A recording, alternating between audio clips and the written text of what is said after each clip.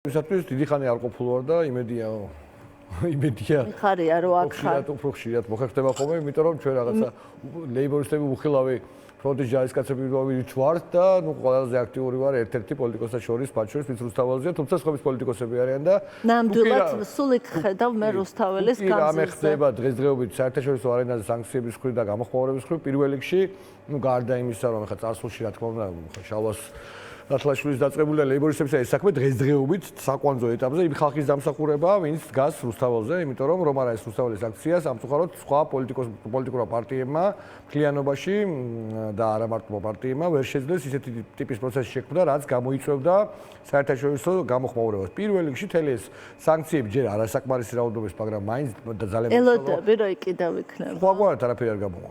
ეს არის მთავარი. მთავარი არის ჩვენი პროტესტი, რომელიც თუ გაძლიერდება უკეთესი და მინიმუმ უნდა შენარჩუნდეს, იქ მოიპოვოთ ტოტალური სანქციები. ტოტალური სანქციები. და პროტესტი და სანქციები. პროტესტმა უნდა გამოიწვიოს სანქციების გაფართოება, ტოტალური მასიური სახის სანქციების, ასე ვთქვათ, დაწესება ოჯახის წევრებთან ერთად ყველა იმ კოლექტიური ქიმბარიშვილის მიმართ, რომელიც ასე ვთქვათ, სახურობს შესაძლოა თუ პროკურატურაში თუ სასამართლოში და ასე შემდეგ, იმიტომ რომ აქ საუბარი არა მარტო იმაზე, რომ ბიზნესმენის ოჯახის წევრები და სანათესაოს უფრო მასიურად უნდა დასანქცირდეს, არამედ საშუალო რგოლი, რომელიც აი ნახსენები იყო წინა ბლოკში, ძალიან მნიშვნელოვანია, რა ვიცი, 22-დან დაწყებული ზემოთ, სულ მცირე, ნუ ხა ცალკეული ჯალასი თუ კიდევ იმაში ლოქომოტაც იყოს, მაგრამ მაინც.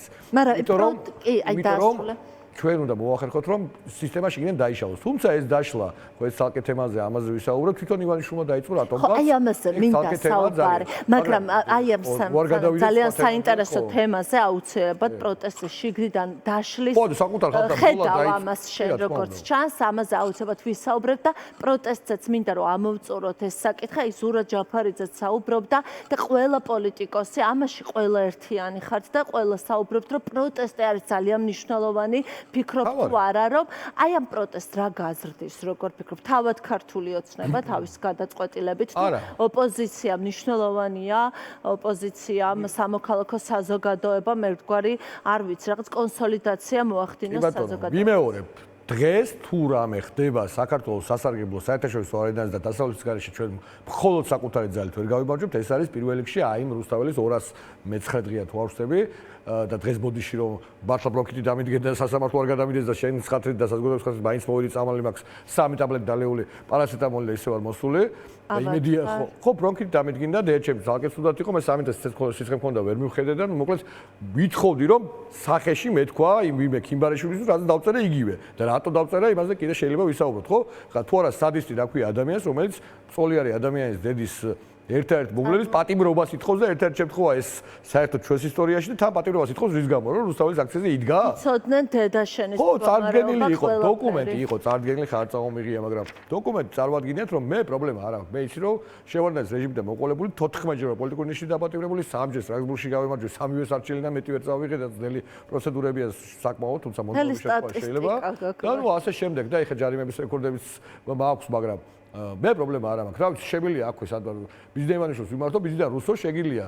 თუ უზრუნველყოფ დედაჩემის, ასე ვთქვათ, სახელმწიფო თავშესაფარში გადაყვანას, ბარემ დამიჭირე დღესვე, ოღონდ წინასწარ ერთ-ერთი რაც მადარდეს პატიმრობის შემთხვევაში, რომ დედაჩემი იყოს გადარჩეს ფიზიკურად და ახობაძის დედის ბედი არ გაიზიაროს, იმიტომ რომ ახობაძე დაიღუპა, ახობაძის დედა დაიღუპა, იმიტომ რომ ერთ-ერთი მომვლელი ყავდა საკუთარი შვილის საკით და ეს ადამიანი დაიჭირეს და ქალბატონი გარდაიცვალა, ხო? ამის ალბათობა არის დედაჩემის შემთხვევაში. თუ ასე ძალიან გინდათ დაჭერა და ვიცი რომ გინდათ, მოდი დურს თქვენ წვალობ, დურს მე ვწვალობ 129,000 ლარის ჯარიმას. რა აზრით, როცა წასახმები უკვე წართფეული მაქვს, ამ პოლიტიკური დევნის შედეგად და აღარ სახელ დამიტოვეთ და აღარც არც სამსახური გამოჩნია, ამიტომ თუ ჩემი დაპატიმრება გაგიდათ, აეხლავე ხელ შეკულებას ვძებ თქვენთან, თუ შენთან, რომ დედაჩემის თავშესაფარი უზრუნველყავით, იმიტომ რომ სხვას მომვლელი მას არ აყავს და მეც დავიჭირეთ, თქვენს დაისვენეთ, მეც დავისვენებ და სხვა გააგრძელებს ამ ბრძოლას დარწმუნებულებია, იმიტომ რომ რამდენია ჯარიმების რაოდენობა? აზრია, ჩემს ჯარი 125 ჯარიმა მაქვს მხოლოდ რუსთაველის დგომა გადაკეტვისთვის, ანუ 125,000 დღეს დაემატა 4,000 პოლიტიკური პოსტისთვის, რომელიც სხვათა შემთხვევაში იმ ხრივაც იყო გამორჩეული, რომ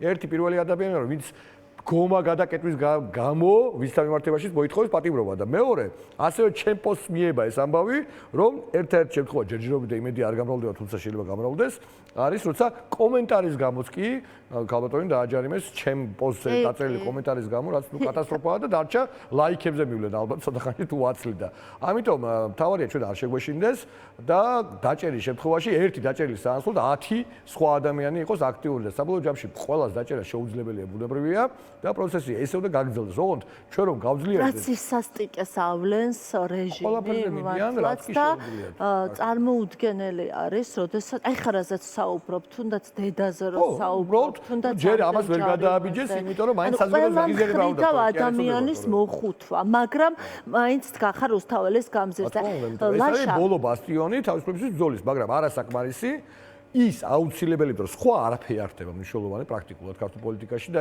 ის ხალხი მართლა მეტი პოლიტიკოსებიც არიან ბევრი მათგანი ვინც ყოველდღურად არის და ზვიად რატიანს ვარ გამოვეხმაურო არ შემიძლია ეს ძალიან კარგი სიტყვები მოისმინეთ რომ ნუ მე არსად არ გავიქცევი და ამიტომ არ ჭირდებათ ჩემი პატრიოტობაში დატოვება წინასწარში იმიტომ რომ მე რუსთავაზე ვიდგებიო და მაინც სამწუხაროდ დაჯის მიზნით დატოვეს წინასწარ პატრიოტობაში როცა შეეძლოთ თავდებობითაც ასე გამქცევი კი ადამიანი უცხოეთში იყო და დაბრუნდა იქიდან ხო იმიტომ რომ საკუთარ ქვეყანა უყვარს და კარგი ადამიანია კარგი მოქალაქეა კარგი პოეტია და რაღაც პროვოცირება მოუწყოს რაღაცას აშუქებს. ზვიადი არის მართლაც არაჩვეულებრივი, გამორჩეული მოქალაქე, გამორჩეული პოეტი და სოლიდარობა და არაჩვეულებრივი ადამიანი. რა თქმა უნდა, პოლიტიკოსებსაც მნიშვნელობა არ აქვს. ეხლა უმეტესობა ამ პოლიტიკოსებისა ჩემი ოპონენტი იყო ცხოვრების განმავლობაში, როცა ხელისუფლებაში იყვნენ თუ სადღაც ბიზნესში იყვნენ, მაგრამ გააჩნია ადამიანს რის გამო აპატიმრებ.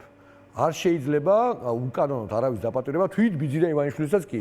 აქედან გამომდინარე ეს ხალხი როცა დაიჭირა თვითონ გაქოცებული დაცემის კომისიამ ძირითადად შემადგენლობა არარსებული ბრალდები და სადღაც არალეგიტიმურ კომისიაზე არ მისვლის გამო, ხო, ბუნებრივია აბსოლუტური სოლიდარობა, იმიტომ რომ ეს არის ტოტალური რეპრესიის ფორმა და დიქტატორის დამყარების ცდელობა და მეტი არაფერი. მადლობა. ლაშა, აუცილებლად უნდა დაუბრუნდეთ იმ თემას, რომელსაც გადავახტე, სად ხედავს, სად ჩანს, რომ ქართული ოცნება ბევრი წელი ხარ ბრძოლაში, წინა ხელისუფლების დროს, ამ ხელისუფლების დროს, იმის წინეს და ძალიან საინტერესო არის გინახავს ეს წასვლა-მოსვლის ამბები და აი სად ხედავ აქ რომ რეჟიმს უჭირს, აი ჩვენ საუბრობდით შიდა დაპირისპირებაზე, ჩანს თუ არა ეს მართლა? კი ბატონო, ხო, მანამდე ერთ-ერთი იმას ვიტყვი რომ რადგან არ გვაქვს ახლა ჩვენ ლეიბორისტებს სამწუხაროდ სხვა ობიექტური თუ სამწუხაროდ ტელევიზიის ბრალია პირდაპირ. აქ ხარ და საუბრობ. ხო, ახლა მაინც ვიტყვი თელწელი არ ყოფილვარ მინიმუმ, რომ ნუ დღეს მეორე ადამიანის, მეორე ლიდერის ჩვენი პარტიის გიორგი უგავას ასევე დააჯარიმეს ისევ და ისევ რუსთავაზე დგომისათვის და თან სხვათა შორის ისე დაემთხო ისიც ავათარე და არ გადაუდეს პროცესი შეიძლება რამე ვირუსი იყო არ ვიცი ეგ ერთ ოფისში ვარ ხო და არ გადაუდეს პროცესი სასწრაფოს დასკვნა ქონდა ექიმის არ გადადეს და დისტანციურად დააჯარიმეს ადამიანი და ჩვენს ვიმართ რეპრესიები რო არაკლი ამ ხელისუფლებას და ლიდერები ვართ ამაში ჩემ მაგალითზე ჩანს ახლა გიორგის შემთხვევაც არის და 20 წელს ერთ-ერთი პარტია რო ვიყავით ვინც არ შევიდა პარლამენტში ამის გამო ყველა რესურსი მინიმუმ ქონდა ისეა ჩვენ და ის ყველა რესურსი აიღეს მათ შორის კომისიის წევრები იქნებოდა უფასო რეკლამა თუ ასე შემდეგ ჩვენთვის კანონი მიიღეს ლეიბორისტული პარტიის დაჟის შესახებ პრაქტიკულად რომელთაც გაცდენები ჩაუთვალეს პარტიას ყველაფრის ასე ვთქვათ წარსების საფუძვლად რაც შეეხება სად უჭირს თუ არ უჭირს ქართულ ოცნებას და ბიზნეს ივანიშვილს ფაქტია რომ ბიზნეს ივანიშვილი საკუთარ ასე ვთქვათ ხელისუფლების წარმომადგენლებს რომელიც 2, 3 თვის, 5 თვის, 6 თვის წინ იყვნენ უმაღლეს თანამდებობებზე დაერია და მართლაც ფულს არ თვევს. ეს ფაქტია. ამ მიქაუტაძის ამბავმა ეს კიდევ ერთხელ დაადასტურა, რომ ეს ინფორმაცია არის ასეთი, ჩვენს გარკვეული ინფორმაციები ამ მიმართულებით, რომ ბევრ ადამიანს სთხოვენ ფულს, მოპარული ფულის მნიშვნელოვანი ნაწილის დაბრუნებას და ეს არის ძალიან ცუდი სინამდვილეში რეჟიმისთვის და ბიზნესისთვის. რატომ? ყოველშვილი რეჟიმისთვის. საქმე იმაშია, რომ კორუფციას აქვს რეჟიმებისთვის დადებითი მხარე. კორუფცია კრავს ასეთ დანაშაულებრივ დაჯგუფებებს, სახელმწიფო პოლიტიკურ დაჯგუფებებს და ერთმანეთთან კავშირებს ამყარებს და ის გარკვეული წესები ამ მოპარული ფულის განაწილებისა, რომელსაც ხალხს პარავენ და ამის გამო ზოგი შიმშილით ვიყოცებით, ზოგი უწამლობით, ზოგი ექიმები და გელათ თავზე გვენგრევა და იქაც ფული მოიპარეს, საბოლოო ჯამში ეს ფული ნაწილდება გარკვეული წესები წლების განმავლობაში. როცა ეს წესები ირღვევა, ეხლა მე მიმართავ ნებისმიერ, ასე ვთქვათ, ქართული ოცნების წარმომადგენლებს, რომელიც დარწმუნებული ვარ სამწუხაროდ როგორც წესი თანამდებობაზე ვერ იქნებიან თუ არ მოიპარავენ. აი თქვენ რო დღეს იპარავთ და გუშინ რო იპარავდით და ხვალ რო მოიპარავთ ახალი კლანის წარმომადგენლები. თქვენ ხო ხვდებით რომ ასევე მოგექცევიან ცოტა ხანში შეიძლება მოგექცევენ 2 და 3 თვის შემდეგ. აქ არის აქედან გამომდინარე დრო რომ თქვენ იქნებთ სისტემა დატოვოთ და ხალხის კეთილგანწყობა მაინც მოიყვოთ, იმიტომ რომ იმ ცნობილი ანეკდოტის არ იყოს, ესე იგი, ეკლესიას რო აშენებს, ბოდი ვანო ჩხარტიშვილზე იყო ანეკდოტი, რომ ეკლესიას აშენებს ვანო თუ ააშენდა ოზურგეთში ხო და ერთი შეხედავს გლეხი და რატო ააშენებო და რა ვიცი, აი ღმერთთანო კარგად რო იყო და კი მაგრამ ღმერთს თავიდანვე მეშმაკთან ურთიერთობა არ გაიფუჭო. დაახლოებით ეგ ამბავია. აი მეშმაკს თავიდანვე და იქნებ ხალხთან მაინც რაღაცა მოსაბრუნებელი პირი ქონდეთ, იმიტომ რომ როგორც დღეს ეპყრობა მიქაუტაძეს რეალურად იგივე ღარიბაშვილზე გვაქვს ინფორმაცია, როგორც ეპყრობა სავარაუდოდ კალაძეს და კიდე ბევრ სხვას, ისევე მოეპყრობა ხვალ კობახიძეს, რა ვიცი, ოხანაშვილს და სხვას, ხო? ეს წესიდან რიგით ივანიშვილმა იცის. აქ არის ერთ-ერთი დამაიმედებელი რომ რადგან ეს მან იცის, არის ალბათობა იმისა, რომ ის შესაძლებელია ემზადებოდეს გასაქცევად ამ ფულიანად.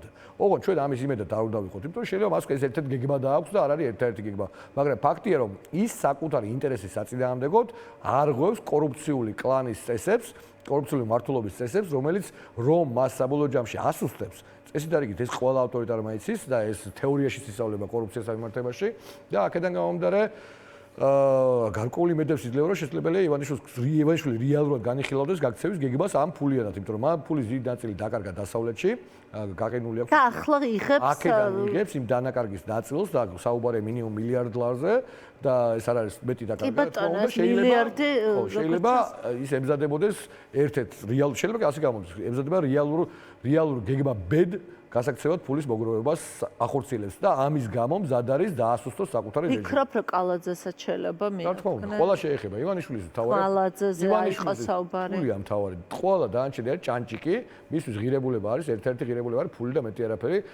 ადამიანის სიცოცხლე და ალბათ რა ვიცი შეიძლება ოჯახის წევრებს არ უყვარდეს ფულზე მეტად ესეთი შთაბეჭდილება რჩება ადამიანები ესეთები არიან და ისე უბრალოდ პოსტებთან დაკავშირებით რა ვიცი რა თქვა კიდე არ შემიძლია. მეგობრებო, დღეს არჩევანია ძალიან მარტივი. ამ კარგავთ ქვეყანას პირდაპირ შოლობით და საუკეთესო შემთხვევაში სახელი შენარჩუნება თუ ისიც შენარჩუნდა დამოუკიდებლობის და კარგავთ ადამიანობას, იმიტომ რომ თავისუფლების გარეშე, სადაც სიტყვის თქმის უფლებას გვიგრძალავენ, იქ არის საუბარი მონობაზე და მონა ადამიანი ვერ იქნება. ამიტომ რა ვიცი, მეგობრებო, თუ შეგეშინდებათ, დაწერეთ და თუ მანდამაინც არ გიდათ გაერთულოთ ცხოვრება იმ Facebook-ზე 100 შეცვალეთ ხოლმე და თამთა ქიბარიშვილის ვაგე და თიმთა ქიბარიშვილი დაწერეთ და მე ვუთქისეთ, რომ ეს სხვა თიმთაა და ეს თამთა არა, ნუ ცოტა სასაცილო ამბავია, მაგრამ იურიდიულად შეიძლება ეს გამართლებული მეთოდი იყოს, რა ვიცი, კითხეთ სხვა იურისტს რომ გეყოლებათ, მე იურისტი არ ვარ, ეკოლოგი ვარ. რებუსებმა გვაჩვენა ეს ყველაზე კარგად. რებუსებითაც რომ ჩაანაცვლეს მარიამ ლაშხის შესატყვისი, რა ვიცი, ეს გვაჩვენა. მონალიზა და ასე შემდეგ, ბატონო, ხო. ხო, ანუ მეთოდები არსებობს, არ შეგეშინდეთ თავარი გამოხატეთ პროტესტი, იმიტომ რომ ქვეყანა არის უძიმეს მდგომარეობაში და ცდილობენ ჩვენთან შექმნან თუ შილოეთ კორეა ორი არა, თეთრი ირანი მაინც. და რა ვიცი, თეთრი აიათოლებიც ყავს სამწუხაროდ ქვეყანაში და რა ვიცი, ფაშინიანის მიმართ აღტაცება ვერ გამოხატვა არ შემიძლია, იმიტომ რომ ნუ იმან გაბედა ის, რაც ვერ გაბედა საქართველოში ერთ-ერთმა ხელისუფლებამ ზვიად გამსახურდია შემდეგ. ხო და ერში და ბერში ერთ-ერთი პრობლემა გვაქვს ორივეში დიდია კორუფცია სამწუხაროდ. ძალიან დიდი მადლობა ლაშა, მადლობა ამ შესაძლებლობისთვის, რამეს ხო არ დაამატებდე კიდე. ერთ სიტყვას დავამატებ. მეგობრებო, თქვენ თუ უკეთეს და ახალს რამეს მოიფიქრეთ, თუ არა ყოველ საღამოს რუსთაველზე გასვლა, ჩათვალეთ რომ არის ერთი აგური საქართველოს გათავისუფლებისათვის რუსული რეჟიმისაგან და მომავალში ერთპარტიული ავტორიტარიზმისაგან. ასე რომ საქართველოს დასაცავად დღეში 1 საათი თუნდაც პირბადით გამოდით და პირბადეზე ვერ იჭერენ და ვერ აჯარიმებენ და ეს არის ძალიან მნიშვნელოვანი საქმე, რომელიც ყველა შეგვიძლია. თუ ყოველდღე არა, კვირაში ორჯერ მაინც მომბრძანეთ ხოლმე და ამით გექნებათ სათქმელი საკუთარ თავთან და საკუთარ შვილებთანაც, რომ იბრძოდით საქართველოსთვის. ერთს ვიტყვი ნამდვილად, რომ ლაშას ვხედავ სულ რუსთაველის გამზირზე. იმიტომ რომ მე ამ გადაცემის ფორმატიდან გამომდინარე არ ვარ ხშირად, მაგრამ თუ კი ვარ აი შაბათ-კვირას შემიძლია ხოლმე ყოფნა, შენ სულ ხარ ყველაზე უფრო შაბათ-კვირას მაგვიანდება, იმიტომ რომ რაღაც საქმიანობას ვითავსებ და გვიან ჩამოვდივარ ხოლმე. კი ბატონო, მაგრამ მე თუ კი სადმე მინახე ხარ, იქ მინახე ხარ. მადლობა ძალიან დიდი. არამა გასწრება, ესე იგი 200-მდე დღე იქ ვარ და ეს ჩემს ჯარიმებზეც აისახა. არა მარტო, ჩემს ჯარიმებზე და დაჭერებზე და დაჭერე ძალიან უნდათ და ეგ არ არის პრობლემა, მართლა დედაჩემის პრობლემა რო არ იყოს, მართლა ეგ მომიგვაროთ. დედაჩემის პრობლემა მომიგვაროთ და დამიჭირო ხვალე პრობლემა არ არის. ერთს დავამატებ ბოდიში. რაც შეეხება კიდევ ერთხელ გავიმეორებ. არავინ თქვას, რომ რუსთაველს აზრი არ აქვს. რუსთაველს, მხოლოდ რუსთაველს აქვს დღეს აზრი, მაგრამ საკმარისი არ არის. რუსთაველი გავაძლიეროთ, კვირაში ერთხელ ან ორჯერ მაინც მომბრძანით პირბადით და კეპით, ორივე საჭიროა რომ ვერ დაგაჯარიმონ, მე არ დავდივარ ამით, იმიტომ რომ მე არ მომბაძოთ. მე სასარგებლო უკვე წამართოს რეჟიმებმა, თქვენ ასეც რომ მოხვიდეთ, ძალიან დიდ საქმეს გააკეთებთ და ამითი წინ წაიყვანთ და შეამოკლებთ რეჟიმის დასრულების დროს, რაც რომ მალე დასრულდება რეჟიმი, ნაკლები ადამიანი დაზრალდება, ნაკლები ადამიანი აღმოჩნდება პატიმრობაში და ნაკლები შეიძლება მსხვერპლი იყოს სხვა ფორმით, რომელიც აი დღეს გავეხსენებთ თუ და ზახობაზის დედის სახით. ძალიან დიდი მადლობა ლაშა და ჯანმრთელობას უსურვებ პირველ რიგში.